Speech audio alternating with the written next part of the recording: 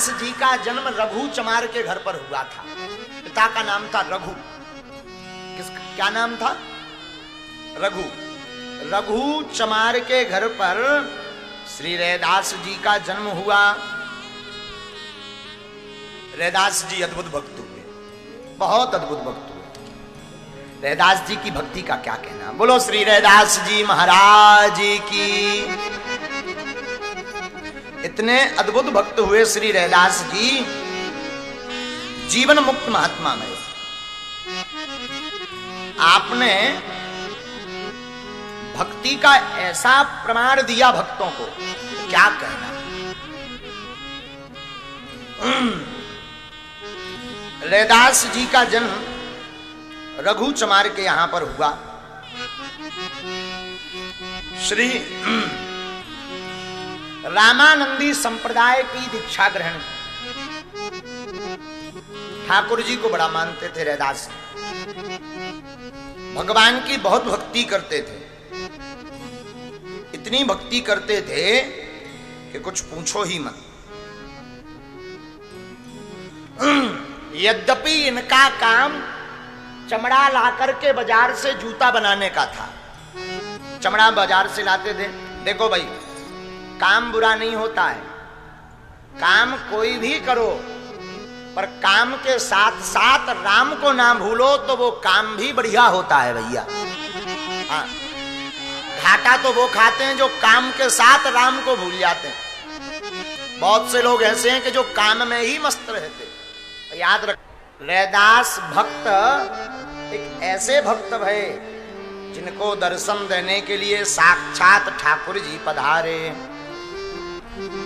आहा, बचपन में आपने अपनी माता जी का दूध नहीं पिया,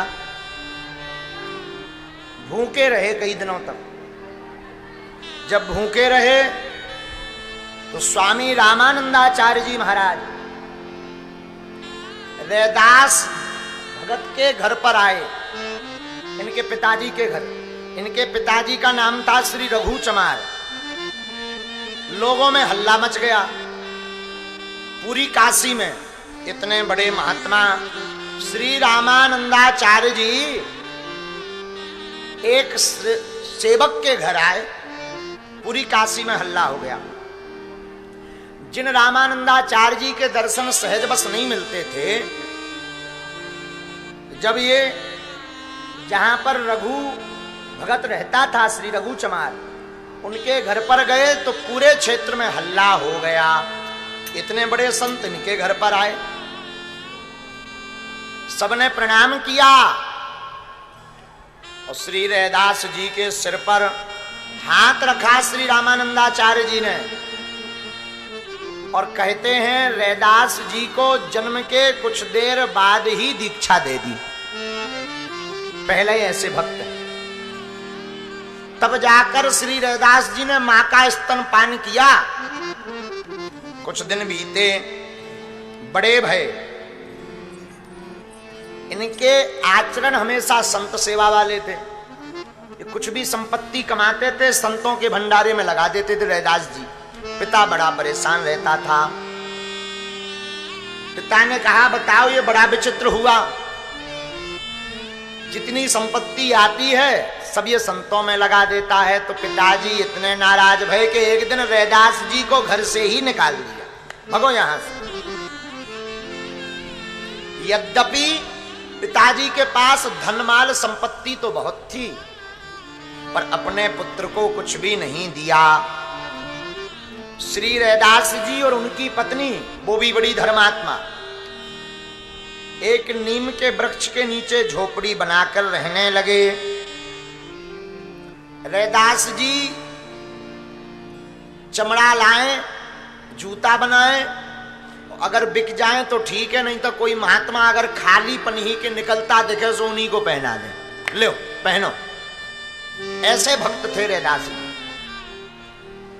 और कुछ मिल भी जाता था, बिक भी जाती थी, उन जूतियों को वो अपने पैसों को, उन जूती जो जूता बेचने से पैसे मिलते थे उसको अपने पास नहीं रखते थे, लुटा देते थे सब संतों में। देखो, भगवन इतना दीजिए जामे कुटुम समाए, मैं भी भूखा ना रहूं, साधु न भूखा जाए। भगवान से इतना मांगो कि हम भी भूखे ना रहें और साधु भी घर से भूखा